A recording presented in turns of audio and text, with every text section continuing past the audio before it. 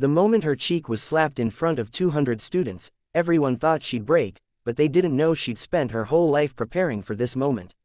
What she did next didn't just silence the bullies, it turned the entire school upside down. Before you dive in, hit subscribe so you never miss these unbelievable real-life plot twist stories. The slap cracked through the courtyard like lightning, sharp and vicious, a sound that made 200 students gasp in unison as Mia staggered backward, her vision blurring for a second, her cheek flaming under the sting of Harper's palm, and her books exploding onto the ground in a sad swirl of papers, sketches, homework, and the little bits of her life she tried so hard to keep together. But as the laughter erupted around her, cruel, echoing, fueled by the thrill of public humiliation, something entirely different awakened inside her, something the bullies had never seen, something even Mia didn't realize she possessed. And while Harper smirked with smug confidence, believing she'd once again proven her dominance as Ridgewood High's untouchable queen, Mia slowly lifted her head, tucked her hair behind her ear, and did the last thing anyone expected.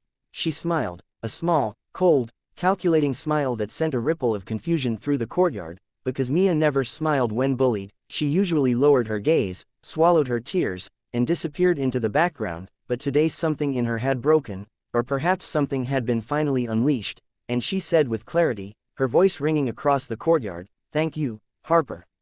Now everyone finally sees you for who you really are."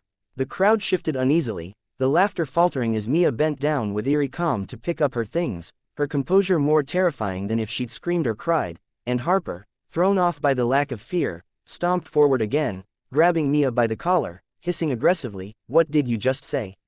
But Mia didn't flinch. Instead she gently removed Harper's hand from her shirt, looked her dead in the eyes, and said, "I'm done."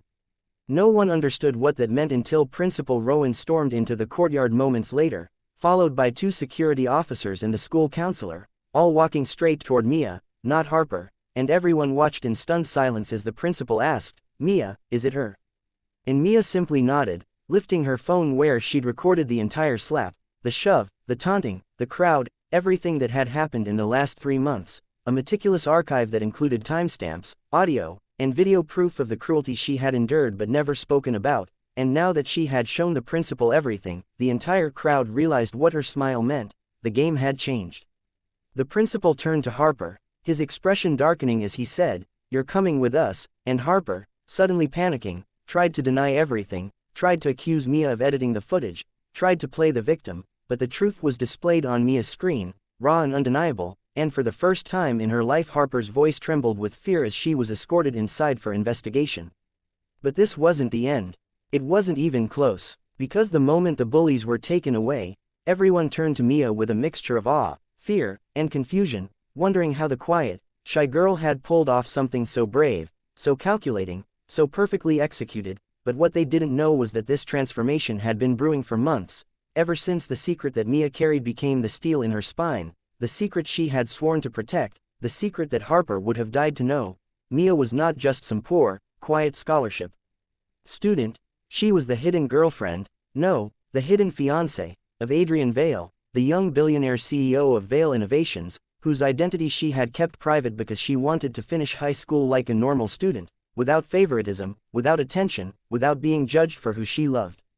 She had met Adrian by accident 2 years earlier, when she'd been working part-time delivering groceries in the rural town she grew up in, and he had been escaping the city for a weekend of solitude, and somehow their worlds collided in the most unexpected, fate-twisting way. He had seen her strength, her kindness, her resilience, and fallen in love long before he ever learned she lived in poverty, long before he realized she walked miles to school, long before he found out she hid bruises under her sleeves from the bullies who tormented her. And now, as she stood in the courtyard with 200 stunned students watching her, Mia remembered his words from the night before, "You don't have to stay silent anymore. You have power too." She hadn't understood what he meant, until now. Because it turned out Mia wasn't the only one gathering evidence. Adrian had hired an entire legal team to investigate Ridgewood High after Mia finally confessed her bullying to him 3 weeks earlier, and everything Mia recorded had been added to a case file so damning it shook the school board to its core. But no one knew any of this yet. Not even Harper. Not the teachers who ignored the bullying. Not the students who laughed or stayed silent. But they were about to find out. Because 30 minutes after Harper was escorted away, the school intercom system buzzed, and every student was ordered to the auditorium for a mandatory emergency assembly. Whispered rumors spread like wildfire. What happened? Why was the principal pale? Where was Harper? Why was Mia sitting in the front row? And when the school board representatives entered, followed by 2 lawyers in suits, phones came out, students recorded, teachers whispered nervously, and Mia remained still, expression unreadable, her cheek still red from the slap.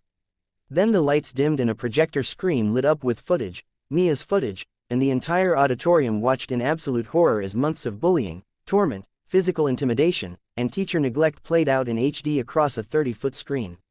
Gasps, tears, and shouts erupted as the truth unfolded. Harper's slap was only one small part of the cruelty. Students who had mocked Mia suddenly sank into their seats with shame, teachers who had brushed her off covered their mouths in horror. Even the principal's face turned gray as the evidence of negligence, failure, and corruption became undeniable. When the video ended, the room was silent, until the lead school board representative said, effective immediately, Harper Collins, Renee Miller, and Jessica Lee are expelled. In addition, disciplinary investigations are being launched into 3 staff members for failure to protect a student. The room exploded in murmurs, but the representative raised her hand again and continued, and finally, due to the extraordinary courage of one student, who chose to stand up despite months of suffering, Ridgewood High will be undergoing a full safety reform. Mia Thompson, on behalf of the entire district, we thank you. Students clapped, some stood, some cried, but Mia just sat there, trying not to tremble, trying not to collapse under the emotional weight of everything happening so fast. Then another voice echoed from the back of the auditorium, a voice that made Mia's heart stop. Adrian. He walked down the aisle in a black suit, his presence so commanding that whispers surged like ripples in water, and students stared at him, confusion turning into shock as the billionaire CEO stepped onto the stage and gently placed his hand on Mia's shoulder. You didn't have to do this alone, he said softly, but his voice carried through the auditorium, calm yet powerful, and Mia closed her eyes for just a second, letting herself breathe. Adrian then faced the crowd, his expression icy as he addressed the school. Mia didn't want anyone to know who I was. She didn't want special treatment. She didn't want fame. She wanted to survive school with dignity. But when she told me what was happening, I made her a promise. I would not allow anyone, student or staff, to harm her again. The crowd held its breath. Adrian continued, every piece of evidence you saw today was compiled legally. This school failed her, but Mia never failed herself. He turned to her then, offering his hand, and she took it, standing beside him as he said, today, she stands not as a victim, but as someone powerful, someone brave, someone who changed everything. Then he looked down at her, eyes softening, and asked, ready to go? She nodded, feeling the weight of 200 stunned gazes, and together they walked out of the auditorium. But the story didn't end there, because the moment they stepped outside, cameras flashed, reporters swarmed, microphones were shoved toward them, and the story went viral within hours. Rural girl secretly engaged to billionaire CEO exposes school bullying ring. Harper's parents tried to sue the school. They lost. Teachers who ignored Mia were suspended. Ridgewood High became the center of national attention, and Mia became an icon of strength, resilience, and transformation. But the biggest twist came 3 months later, at graduation, when Mia, now glowing with confidence, wearing a simple white dress Adrian bought her, walked onto the stage to receive an award for bravery, only for Adrian to stand up in the middle of the ceremony, walk right up to the podium, and pull out a ring. The entire graduating class screamed as he knelt, saying, for months, people tried to break you. But you only became stronger. Mia, will you marry me? And without hesitation, without fear, Mia said yes. The crowd erupted, teachers stared in disbelief, and Harper, watching the livestream from mandatory counseling, threw her phone across the room in rage. Mia had gone from the bullied nobody to a powerful young woman with a future brighter than she ever imagined, and all because she finally stood up and said, I'm done. And that was the moment everything changed. The slap may have started it, but Mia's strength finished it.